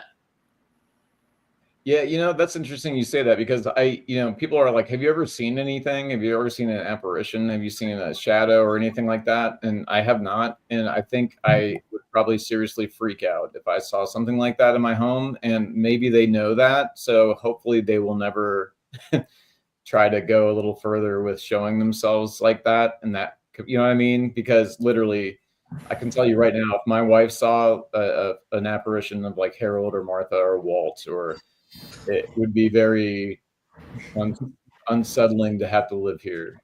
Yeah. So we don't want that to happen at all. You know, not in this house. Maybe in your house or somebody else's house, that's fine. But not here. No, I don't want to see that. You know what I mean? So it's just like if it's on like a camera or a picture or something like that, fine. But not in person again. I don't want to, you know what I mean? I don't want to see that in person. So now at a hotel or something, I think that would be amazing if it was somewhere else's location. I'd be totally cool with that. But not mine. Yeah. So no, Yeah, like Danielle said in the chat, she said just nicely set a boundary with them, which is true. Like, you know, and I think you saying like that intention, like you don't want to see that, like I think they respect that. They wouldn't you know, he wouldn't show himself to you like that then, you know what I'm saying? No. Because, I hope so. I hope that to be the case. And then, you know, that's why we're also careful a lot with a lot of the people that we're talking to, because, you know, that we want to let inside the home, because, you know, I've been told that there's some people out there that might come in and say, then all of a sudden they got scratched or they got choked or they got pushed or punched or something that's never happened in this home to us, at least. And like, if that started getting out and it was not true, like it would be really bad. My wife would not be happy. I would not be happy. So it's just like, you got to be like really careful. I think I met a really good group in Dallas that hopefully might come up on Halloween to join Rose and Joe. We talked on the phone for a while, and I told them exactly what I just told you. And, you know, I think we're on the same page. You know, because I do want more people to, it's a weird situation to be in, because I want more people to come in. I want other people to come in other than just Rose, Joe, and Georgia. Even though I love them coming in, I think sometimes you get other perspectives and outside perspectives, somebody that could find something that maybe told you something new that you didn't hear about before. And then I can, you know what I mean? It's just like the more eyes on something, to me, the better. You know, and that's because then you can try just find out as much as you can about what happened really at the house. And you know what I mean? So because I'm still researching this house. I haven't found everything yet, believe it or not. And I found almost everybody that's lived in this house from 1911 until 2023. So yeah, but there's so much more to learn. I'm going to the courthouse in a couple of weeks to get in the basements and get into the dirty files that I can't find on newspapers.com and ancestry.com, and really just roll up my arms to find out who actually had this home built and who was the original owner of the house, because I can't find it. I think the original owner might have been 𝗟𝗏𝗃𝗀𝗃, and I think she might have built it to rent it out specifically because she was living with her daughter in the neighborhood at the time. She had another daughter live in the neighborhood. Her son-in-law's brother lived in the neighborhood. And I think she was like living with that daughter, had this home built, and then decided when she wanted to move in, she could move in here. Well, she did move in here, and she died here in 1919, but I don't know what year she moved in. So anyway, it's like, these are the things that I think about at night. You know, that goes through my brain. I'm just like, I'm going to find it. I'm going to find a picture of her. I'm going to find a picture of Elisha. I'm going to put them right next to each other in my bedroom, face to face. No, I'm not going to do that. My wife's like, do not do that. I'm like, well, I mean, that might be kind of cool. She's like, no. You know, so I'm like, maybe there are pictures in the basement. I mean, in the picture wall. We have in the attic, but we actually do have a picture wall where we put all these pictures and old pictures on in our TV room, the den area, and the family room. Yeah, so like, I'd definitely love to add it to the picture wall. You know what I mean? Paper came through. Paper? Yeah, we're talking about paper. And Harold wrote for he was a newspaper writer. right. Oh, okay. So maybe Harold's there. Harold. And Harold has come through. Harold definitely comes through. Sometimes we feel like Harold was the guy that was responsible for bringing us here from the beginning. And you know what's interesting? I learned Harold was actually really interested in the history of this home. Actually, his son shared a document with me of his dad's findings of who lived in the home. And his dad got all the way back to 1920 with John Thomas Howell, who owned the home at the time. Well, I got all the way back to the beginning, and I think he would have got a real kick if he would have found out that a former Civil War, Union soldier died.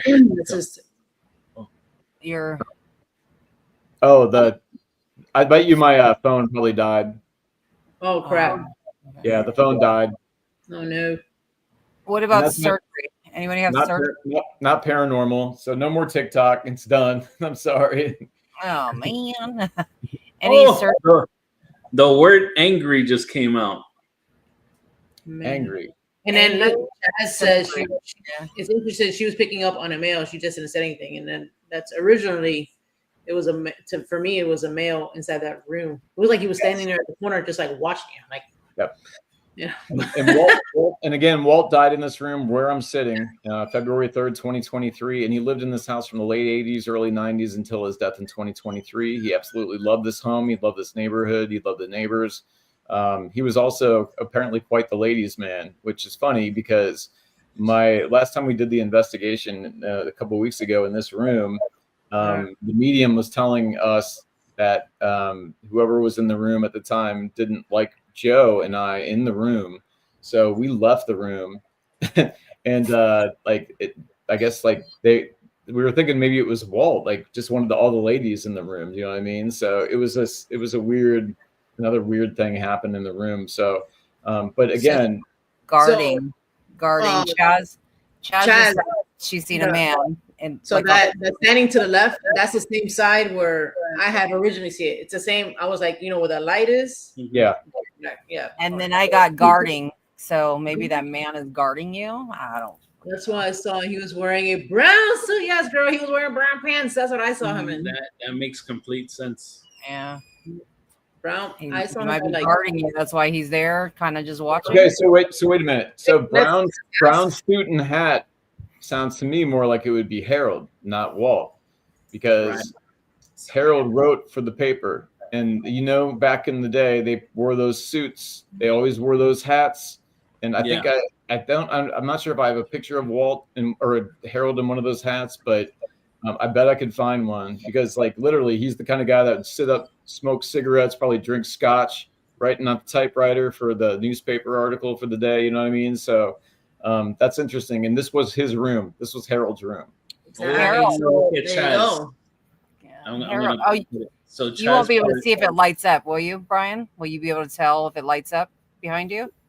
Oh, now, yeah, I'll definitely know if that ball lights up. Okay. Yeah, for sure. Yeah. Harold, are you in the room? Is that who Chaz and Jen are seeing? Oh, I think went to yes right away. Oh shit. Oh, see, Harold, can you do us a favor and touch one of those balls on the bed? Can you play with one of those balls? Tap it. Tap it. Joy. Yeah, he's confirming that it is Harold's for sure. See, yeah, okay. Harold, you don't have to do it now, but do you think you can do it maybe in a few minutes if you get enough energy and make one of those balls move?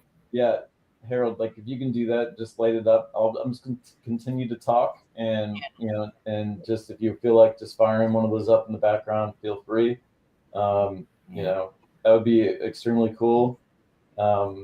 Just to let us know that it for sure is you and that you're here. And, I know this was your room. You lived in this house from 1957 until you died in 1977. So just to let us know you're there with us, because we can't see you. So by you lighting that up, lets us know that you're there. He's reluctant for some reason. Brian. Yo, check this out.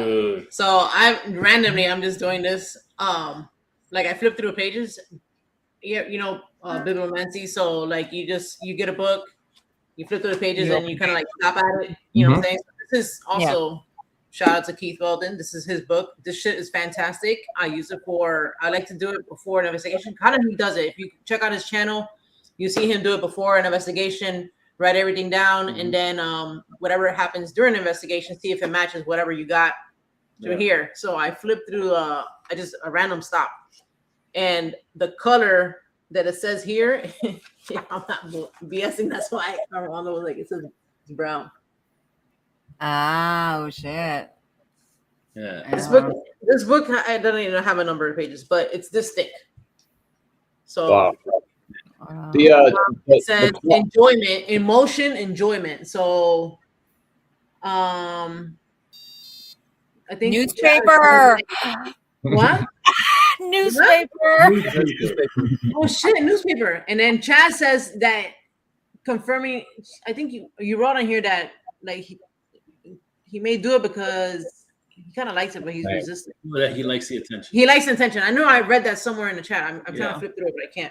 Shout out to 𝗟𝗏𝗀𝗘, Chill Seekers. And he does his videos there with Siri. Sorry, actually. Shout out to you guys. You guys are amazing. Yeah, for real. Please go check them out. She's on the road to 1,000, I think. So please get to her. So are we. So do all of us a favor and do that shit. Yo, Jen. Somebody's in the background. So sorry. What? You don't see? Look down on the bottom. Some blonde lady. Who is that? Did you invite somebody on the screen? Oh, but we don't have it. Oh, I think. Let me see what the hell's that's gonna. She's Oh, blind. it just went to some random. It's not. Yeah. I was like, who the hell is she's like this on the screen? Like, hello. Yo, Can we're you gonna see start me? working out on Spook Coast to Coast. No, it went to some random ass. Oh shit! For like, why is she like this? Like, hello, I'm here. No, okay. This is what they're seeing. It's a workout video. Thing. So when Brian's phone kicked out, it just went to like a random live, I guess. Oh, okay. Wow. So he went to Brian. I'm like, What the hell are you talking about? See, those are the kind of ladies that I get. That's my world because of the back guy. My back OnlyFans back fame right there. Yep. That's my world now. That's funny. Try again. Let me see. And as far as for the letter here, the letter was J. So I don't know if that had anything to do with me. Black and white photo. Wait, yeah. Yes, Chaz, we just passed 500. We're only halfway to 1,000. Yeah, we're halfway there. We'll get there. Thank someday. you, guys. Thank you for everybody. But also, I was just looking at here, black and white photo. But to me, like, if you're very old school like me, like my dad has a joke. Oh yeah. What's black, white, and red all over? The answer for that is newspaper. If you know that old ass joke, so like black and white is newspaper.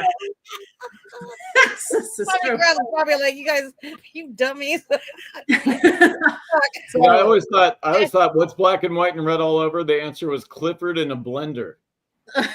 Hey, Clifford the big red dog.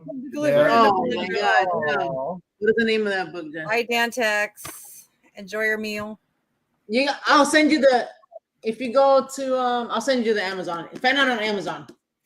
Okay. It's what's it called? Bibliomancers. That was so funny. Just, look up Keep Falling on Amazon, or I'll just send you the link later, girl. Dantex, thank you very much, bro. And He's friendly, but has some. Chad says he's friendly, but enjoy your has dinner. some. Bye, Dantex. Sass like. Oh, that's like big personality. Yeah. True. That's kind of got you. Thank you. Have a great week, you too. Yeah, we're gonna be wrapping up a little bit, anyways. All right, let's hold on. Harold, we're gonna be logging off soon. Can you I will. Yeah, could you Let's see what else comes up. We're gonna Harold, do another pool. you don't have to if you don't want to, but it'd be nice if you set one of them off. Yeah, Harold. Fine. And if you want me to ask anything, I'll tell you I would. Harold, anything else you would like us to know? Let's see. This is literally you're seeing Jen in action now. I said, how she uses it. Anything else you would like me to know? I mean, or like us to know? It says it's the answer here is it says no. So there's a whole bunch of like stuff it says on one page. Emotion happy. Okay. Energies masquerade as benign. Energies can masquerade as benign. I don't know why that kind of like it's a male. There's a male for like a gender here, like a sex, whatever. Happy as an emotion. Right now the color purple. And no. Okay. Let's see. Chaz says, did you know if he was basically if he was a ladies' man? He loved the ladies. So Walt was a ladies' man, for sure. Yes, but now Harold, no, probably not. Harold was actually married and had 3 kids back east. But then when he started his new life in Fort Worth and left his first wife, he bailed on his kids, came here to Fort Worth, started a new life, and was married and had 3 more kids from a new wife. So Harold was not the ladies' man that I know of, but definitely Walt. Yeah, he was definitely a ladies' man. For Did sure. anybody pass away with an axe? Buy an axe? No, not that I know of in this house. Oh my God, but the Lizzie Borden. We were just talking about Lizzie Borden though, and the Harold connection to Lizzie Borden. Okay, well, it said with an axe came through. She passed away with an axe? No. Well, so the Lizzie Borden thing, remember when I told you when Harold's name was Prince Carlisle and he lived in Fall River, Massachusetts, he saw Lizzie Borden as an older woman when he wrote for the Fall River News, being taunted by school children saying Lizzie Borden took an axe and gave her mother 40 whacks when she saw her. Oh, yeah. So if somebody's talking about seeing an axe or talking about Lizzie Borden, and they weren't watching earlier. That's pretty interesting because yeah, there was definitely a Harold Lizzie Borden connection for sure. That's crazy. But not him being killed by Lizzie Borden. I mean, he died of a heart attack in my house. Nobody in my home that I've found out who passed away here died of anything that was like violent. It was all natural causes. Paper. Oh my God, we got the word paper now too. You got paper too? Paper. We just got it. Awesome. Newspaper. Yeah, newspaper and paper, silly. Yeah. Looking at, yeah. Paper Harold. So I'm thinking it would be Walt in here, but I always forget, like, this was Harold's room too. Well, this wasn't just Walt's room. You know what I mean? Chaz is thinking both, both, and I agree. We're getting like a little bit of both, you know what I'm saying? So hopefully they're cool with each other. That's all I want to know is making sure. Yeah. Imagine they're fighting and you can't even see them. Yeah. Over Martha. Martha's in the kitchen, whipping up some hotcakes and sausage, and they're duking it out. Right. She's telling me to stay the hell out of the kitchen. I'm Oh just my doing whatever. God. Yeah. Okay, let's find out. Harold, can you tell us if Harold and Walter are okay with each other now in their spirit space, I guess? Yep. Are they okay? Are they okay? Or are they beefing? Wait, are they okay? Yeah. We Yeah, got the word they're okay. singer. Yeah. Do you sing to them, Brian? Yeah, and Chaz just said the same thing. I feel that it's all good. I feel it's all good. I do. Yeah. I feel like I feel they're all good with me. Like I feel it's weird. You know what I mean? I think there's just so much love in this house, and I think of course this house has seen quite the history, right? And it's seen its share of tragedy with cancers, deaths, and I'm sure, but nothing we feel. Actually, we feel more like, even though there are horrible things that have gone outside of my home, in such close proximity, it's almost like maybe we're even being protected from some of that bad stuff that might be out there. You know what I mean? So it's like it's nothing. It's just it's a positive weird house. It's hard to describe. Yeah, that's good. It's a weird place. Definitely weird. Yeah. Danielle says that you should, and I think that'd be pretty cool. Someone should try doing like an automatic writing there in that room where you're at one point, because that'd be pretty cool since he was a writer. That would be interesting. Yeah, absolutely. We got the word singer. I don't know if that recently, yes. Well, singer came through, and recently, yes, came through just now. I don't know if that means anything to you. Singer, I don't know of any singers that were in this home. But Did again, you say you sing? Were you joking about when you said you could sing? Oh, can I sing? No, I like to think I can sing, but no. Maybe they were saying, "Hey, don't make that guy sing." Oh, the music. Maybe it's trying to say the music. Or Like play the music sewing- again. There's music. We have music in this house going pretty much all the time. I play music all the time. I love music. I love all kinds of music. I play it every day. In the kitchen, and we always have music running. Singer, it's like sewing machine. Singer. Yeah, I mean, it's just, I think it's more music. play the music because we were talking about music. Maybe, I don't know. Well, Chaz mentioned this. The woman is like a knitter or crocheter. I'm sorry. She I didn't pull up her first one. Oh, see, singer like the sewing machine. She felt like there was a female in there too, which yes, correct. And then the females that have passed away in the home, and again, I feel like they don't even have to pass away in this home to come back and visit. It's just, but yeah, for the record, I mean, we had it would have been Anna Lubbock Kennedy, Martha Monroe.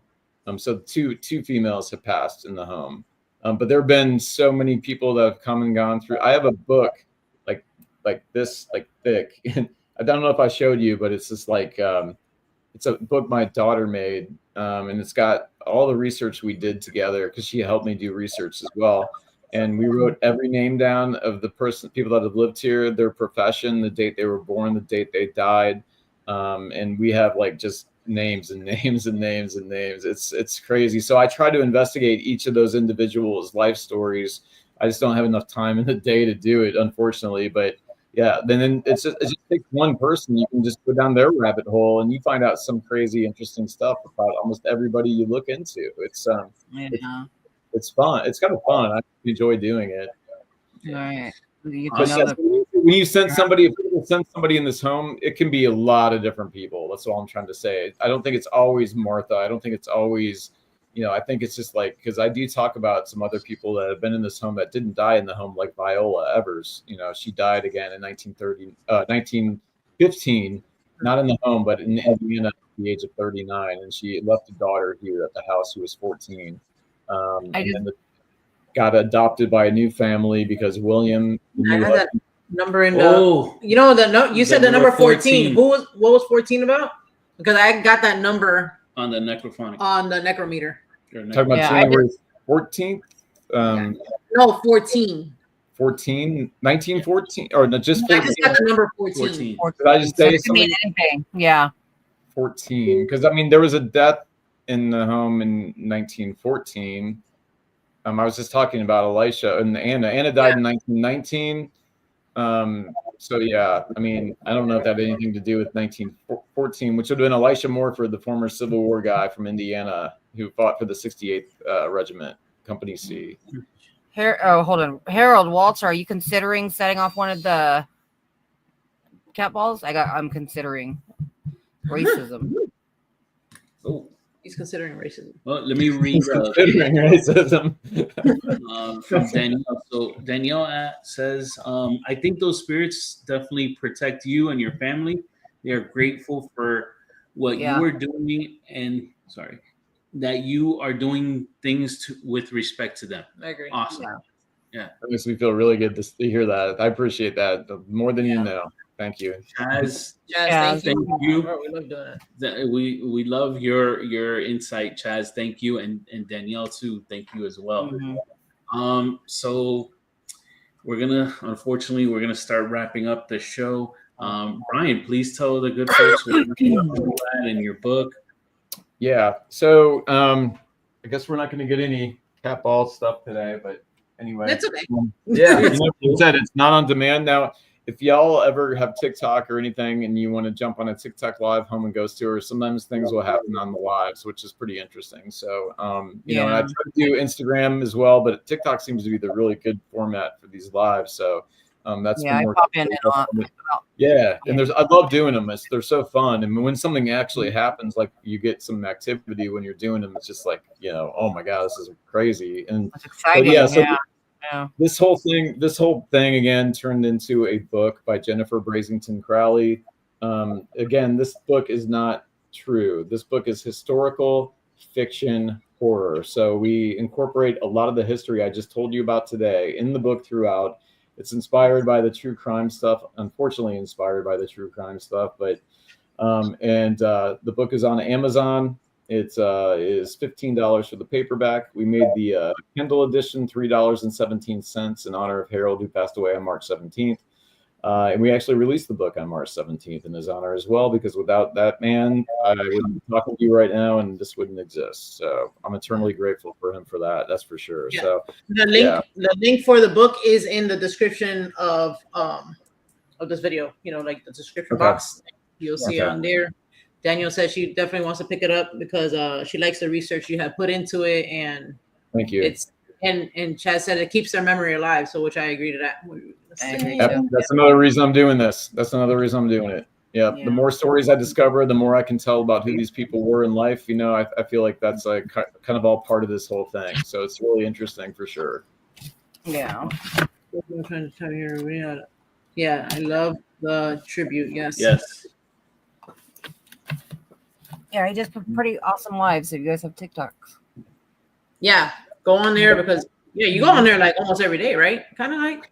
I try. Yeah. If my wife's home, I go and hang in Walt's room. If she's not home, I do the full historic home and ghost tour. So because she doesn't want to be on camera. So when she's working out of the house, I'm not gonna be walking around. Yeah. So I just do it when she travels, and it works out. And it gives me a little break because it's like the full tour takes like 2 hours. It's like it's a lot, So my voice just try to do it twice a day when she's gone, But I'm doing the night ones now because my son was like, "Dad, you got to do them at night because it's scarier." And so that's when I did that at night the other day, and the attic thing happened. So I was just like, oh, and I usually go to bed at 8 o'clock anyway at night. So I'm normally not up past like 8:30. You know. Oh my God, I'm so old. But anyway, So if you guys want more history, we can't. Unfortunately, we can't break it all down on our show, but head over to TikTok and he talks about, yeah, it's more I get into detailed the. story. Sometimes I'll even get into the weeds about everything, and when I get into the weeds, it can take a good 3 hours. So Yeah, it's a lot. It's a lot. Yeah, yeah, it's pretty interesting.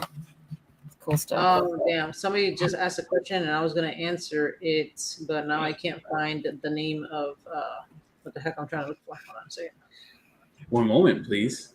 No, Well, you know what? Yeah, no, keep talking. What we can do is give you guys an update. So next week. Is it this one, Jen? This one? Yes. Yeah, I have one that I was gonna recommend. If I could find a damn thing. Hold on. So next week, unfortunately, guys, we will not be doing a live. But it's a pre-record. That's what I was gonna say. So we aren't gonna be on live, but we will be having we had a pre-record done, so please look forward to joining us for that. And as the Halloween month continues, I will also have another Halloween Horror Nights shirt that time, but I didn't cracks me up, right? pop it out. But you will see another Halloween Horror Nights themed shirt that day. I found it. As well. Who's excited to see Armando's Halloween horror shirt? Apparently.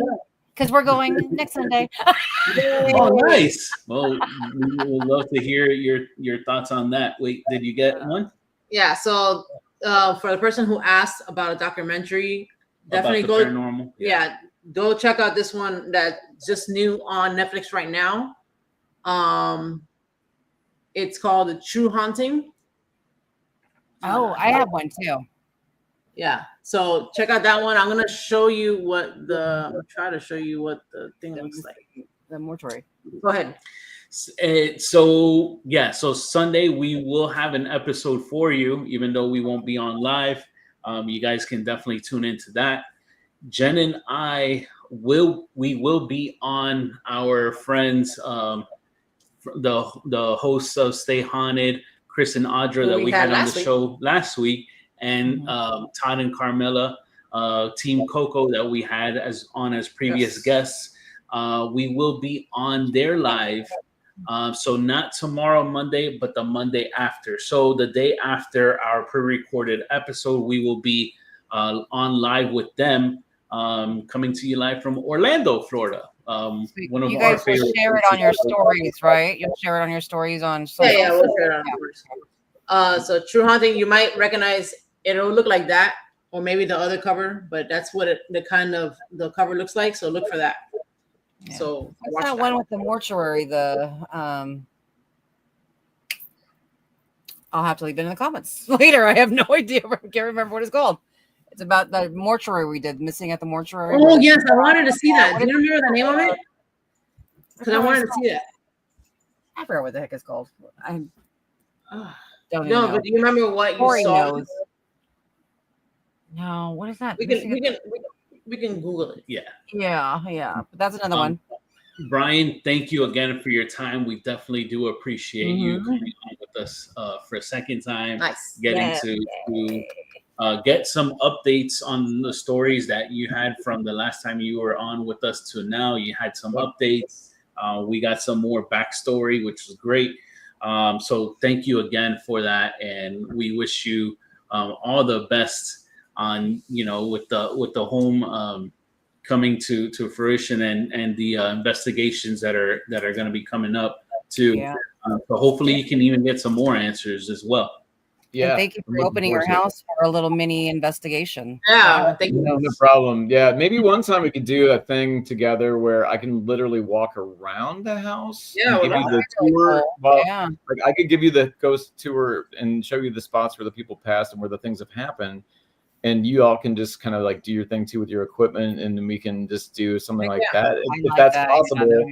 So That might be something fun to do in the future for sure. I love doing it. I hate doing it by myself sometimes because it's just like I get sick of hearing myself talk. So like it's nice to have other people can like interject. Yeah. You know what I mean? I get it. Yeah. Cool. But we'll definitely be in touch and continue to do Absolutely. stuff together in the future for sure. It's a lot of fun and you guys are great.